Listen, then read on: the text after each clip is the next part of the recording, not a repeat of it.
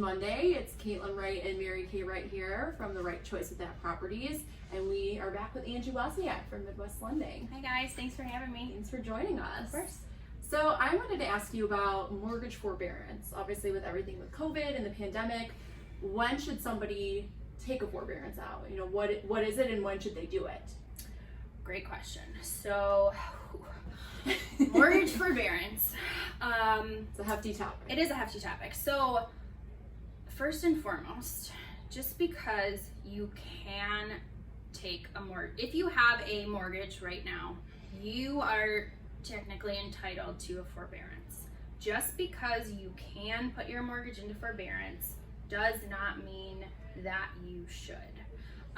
So if this is something you are contemplating, these mortgage forbearances are designed for people facing hardship, Right. a job loss, if you're a dual income household and you lost both jobs, one job, that's what the purpose is to help people who are facing true hardship. Right.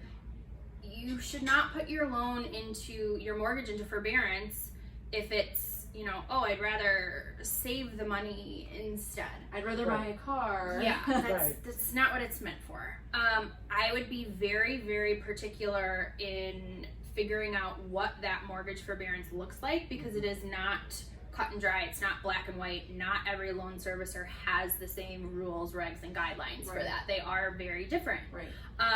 With some lenders, some servicers, it's a click of a button and you're in forbearance, but you don't know what that means. So there are a couple ways they can set it up. It might be, okay, you missed 2, 3, 4, 5 payments, however many, and then you have a balloon payment. Right. Meaning you didn't make 3 payments, and on month 4, you owe 4. Yeah. And that's something you have to budget Yeah. for. Some of it might be putting that balance on the back end. And then you're essentially just increasing your loan amount. Well, to purchase or refinance, your loan needs to be current. Right. So there's just a lot to take into consideration. Very situational. It is very situational, and that's something I would address with your current loan servicer is what exactly, if I put my mortgage into forbearance, what can I expect in the future? How long is it going to take me to recover from that? And then I would talk to your financial advisor or just someone you know and trust about your budget and say, is this really something I need to be doing?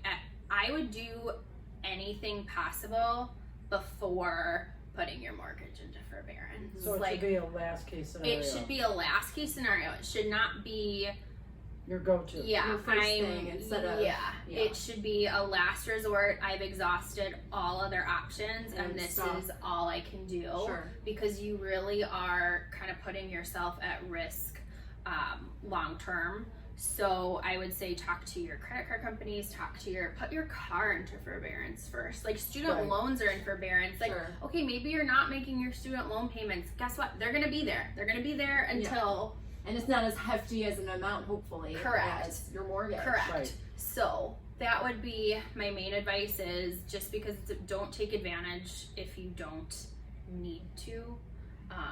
It's not as simple as it's made out to be in the media. There are lingering consequences. Yes, read the fine print and talk to if your plan is to purchase or refinance in the coming 6, 12, 18 months or so, I would really have that conversation and see what that will look like for you as an individual before you kind of pull the trigger. Definitely. Well, I think a lot of really great info and definitely very timely, so thanks for sharing that. It's always great to get a mortgage lender's perspective. Right. And that was another Mortgage Monday. We will be back next week, and send in your questions if you have any looming mortgage or real estate related questions. So, thank you, Angie. Yeah, of course. Thanks, guys. Bye, guys.